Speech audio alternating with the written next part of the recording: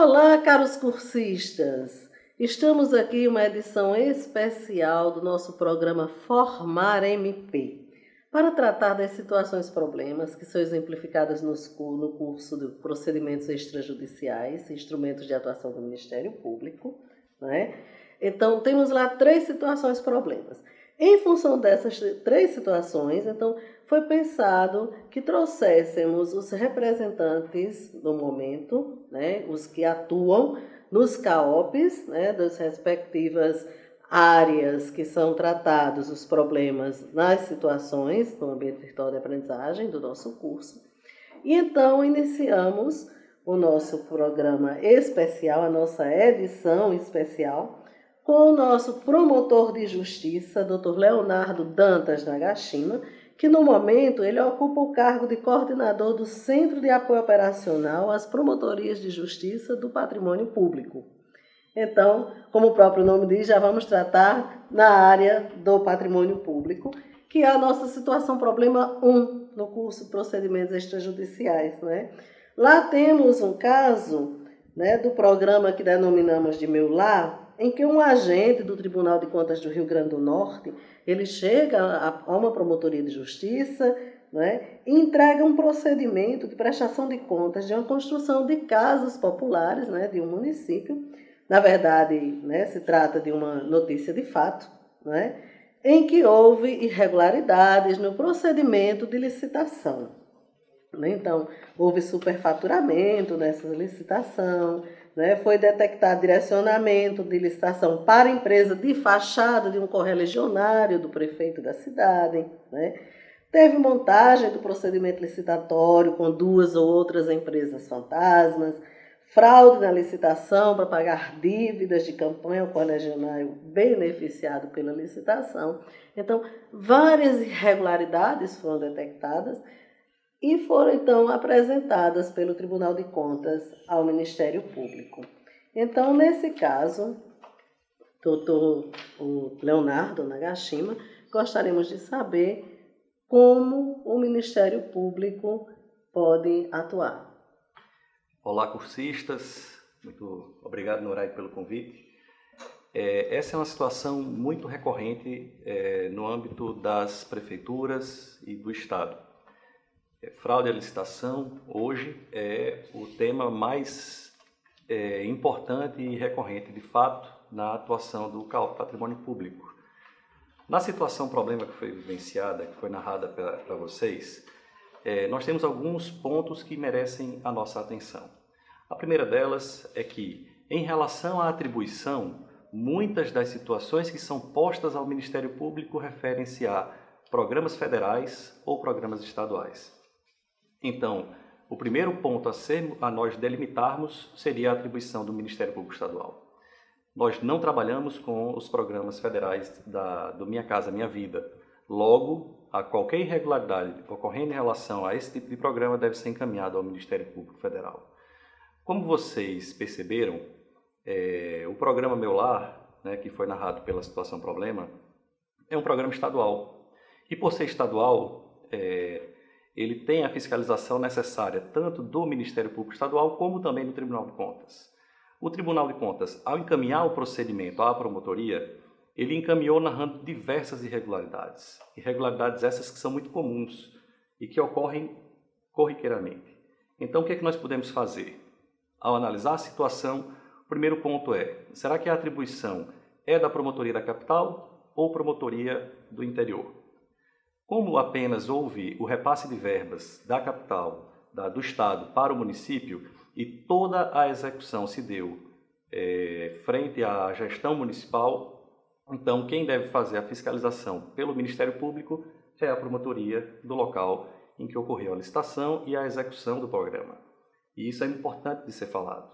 Segundo ponto, delimitada a nossa atribuição como promotor da comarca, temos que ir além e saber o que é que nós devemos fazer nessa situação. Vimos que a atribuição já é nossa, mas como iremos formalizar a nossa investigação? Como nós iremos pegar aquela informação e dar cara de investigação do Ministério Público? Para isso existem ferramentas e instrumentos próprios. E a primeira delas é receber a representação ou notícia de fato e, diante das informações robustas que já foram trazidas pelo oficial do Tribunal de Contas, instaurar, por portaria, o inquérito civil. E nessa instauração é importante que sejam feitas todas as comunicações e registros que fazem parte já do procedimento. Feita essa comunicação, feito o registro, aí nós temos agora o segundo momento, é saber quais diligências devem ser requisitadas pelo promotor quando da sua instauração. Então, quando se analisa o procedimento do Tribunal de Contas, cabe a nós, membros do Ministério Público e junto com os servidores e assessores que trabalham na promotoria, identificar para delimitarmos muito bem o objeto da investigação. Na situação problema, foram 4 pontos que merecem a investigação: superfaturamento, existência de fantasma, direcionamento do procedimento licitatório e fraude. Mas aí nós temos um ponto, é que, mesmo sendo nossa a investigação, essa situação problema, ela narra dois itens importantes. Um no aspecto criminal, que seria o crime praticado pelos agentes que fizeram a fraude, e o outro no aspecto civil, da apuração da improbidade. O promotor ele não tem atribuição para a apuração dos crimes de agentes que têm foro prerrogativa de função.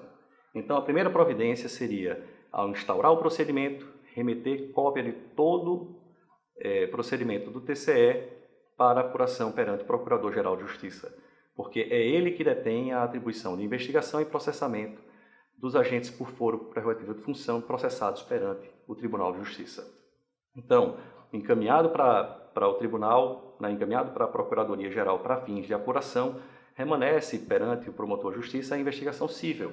E o que é que ele deve fazer? São diversas as possibilidades.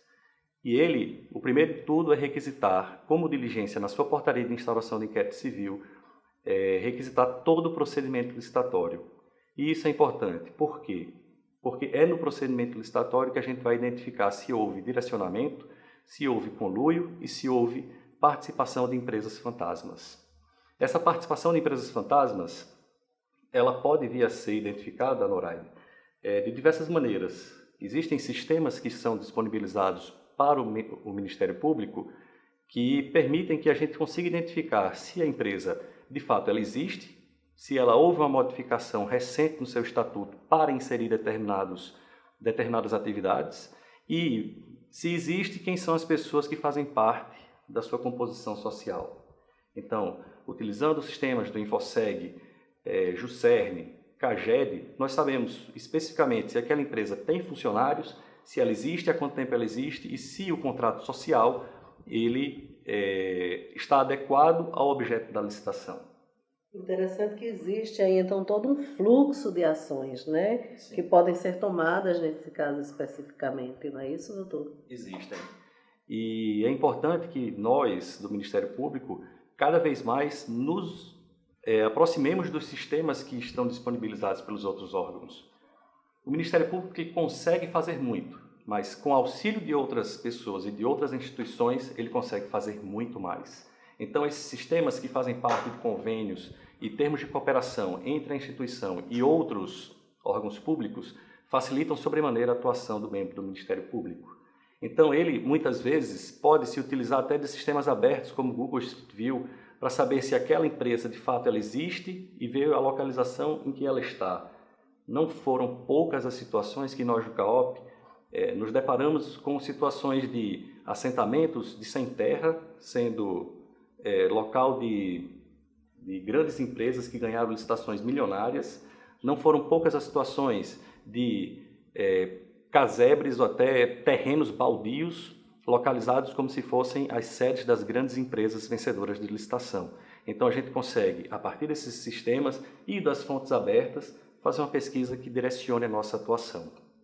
É importante para o promotor, ao fazer a leitura do fato que foi colocado à sua disposição, fazer uma leitura crítica em relação àquilo, para que ele peça apenas o que é necessário, para que ele peça e foque sua atuação naquilo que de fato vai trazer um resultado proveitoso para a sua investigação. né? Então, se ele quer saber se há empresa fantasma, então ele direciona e foca a questão da empresa fantasma. Se ele quer saber se houve superfaturamento da licitação, que também é outro item muito comum, ele tem que saber se o superfaturamento se deu pelo quantitativo de bens que foram adquiridos ou pelo sobrepreço dos itens que foram adquiridos. E se ele quer saber se houve conluio entre as empresas ou participação de pessoas que fazem parte de mais de uma empresa na mesma licitação, ele também vai ter que fazer aquela investigação sabendo quem são as pessoas que compõem o quadro societário daquela empresa. Então existem várias formas de atuação e nessa situação problema todas elas vão ter que ser utilizadas. E muito interessante o quanto é minucioso esse passo a passo, né? Para que se passe de uma ação a uma outra ação, investigando minuciosamente cada caso desse exemplificado, não é isso, doutor Leonardo? É isso mesmo. E como ponto importante, e que eu coloco como sugestão de atuação também, é que na requisição da licitação, não apenas pelo aspecto formal seja analisada a licitação, mas também que eles requisitem do município todo o quantitativo de bens e memorial descritivo dos bens que foram adquiridos ou que estão sendo fornecidos pelas empresas. Isso é muito importante, porque é exatamente nesse comparativo entre as planilhas oferecidas pelas empresas que nós identificamos conluio, identificamos ajuste de preço e identificamos sobrepreço dos itens da licitação. Perfeito. Muito obrigada, doutor Leonardo. Bastante esclarecedor. Caros cursistas, mais um conteúdo riquíssimo para, né, o nosso conhecimento, a nossa aprendizagem dentro desta atuação do Ministério Público. Muito obrigada, doutor Leonardo Nagashima. Um prazer, estamos começando essa edição especial do Formar MP com o senhor. Temos mais duas, né, CAOP Infância e Juventude, das outras situações e problemas, com o CAOP Meio Ambiente. E até a próxima, pessoal. Muito obrigada. Muito obrigada, doutor Leonardo. Eu que agradeço. É um prazer e espero contar com o CEAF nessa jornada aí, também auxiliando sempre que for possível. Muito obrigado.